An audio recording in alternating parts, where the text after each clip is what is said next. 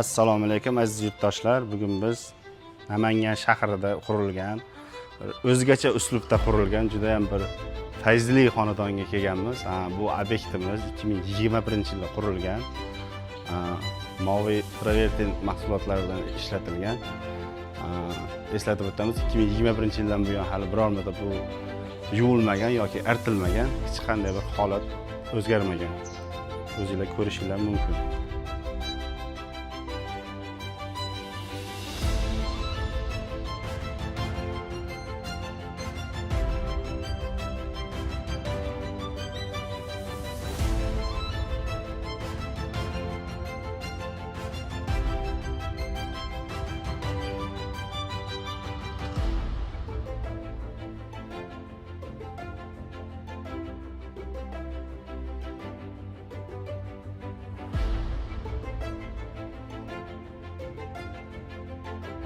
Hozirgi kunda eng ommabop ranglar, oq ranglar, yaltiroq ranglarga o'tib ketdi. Lekin bundan bir qariyb 4-5 yil oldin ham mana shu ranglarda bo'lgan, lekin shuncha vaqt ichida ham uyning rangi o'ziga juda ham bir yarashgan. Bu uydagi qurilishdagi har bitta detalga alohida urg'u berilgan, alohida e'tibor berilgan.